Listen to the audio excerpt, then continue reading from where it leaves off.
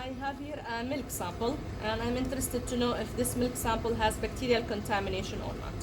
Usually when we work with food samples to detect the microbiological quality of food samples, the first indicator bacteria that we choose is the total coliform count.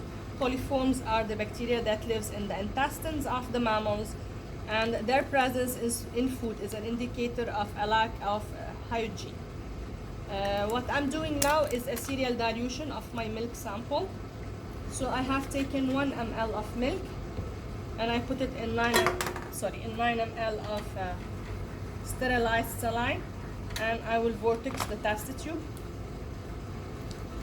I will continue the 1 to 10 serial dilution. I will transfer 1 ml from the first tube to the second tube. I always change the tip. And I will transfer 1 ml to the third tube. I'm doing 3 dilutions only. Now I will spread. So as I was telling you, I choose the total coliforms as an indicator bacteria here, and I'm going to use McConkey plates for total coliforms count. McConkey are selective media for total coliforms, and they are also differential for E. coli, or more accurately for lactose fermenters that will appear pink on McConkey. My plates are well labeled, 10 to the power minus 2, 10 to the power minus 3 milk. I put them, my micropipette now at 100 microliter, 0.1 ml, and I start transferring from tube 3 to the third petri dish using the same tip, because I'm going from the most diluted to the least diluted, 10 to the power minus 2. And this is the most concentrated or the least diluted, 10 to the power minus 1.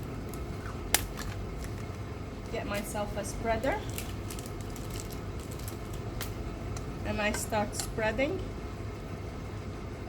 as close to the heat as possible. I keep on spreading until all the liquid is evenly distributed and absorbed on the petri dish. I did 10 to the power minus 3, this is 10 to the power minus 2,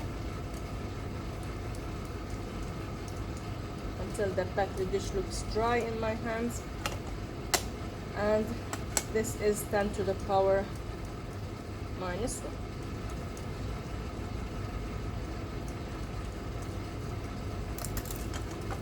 Those plates are ready to go to the incubator. Tomorrow we will check them to find the total coliform count in this milk sample.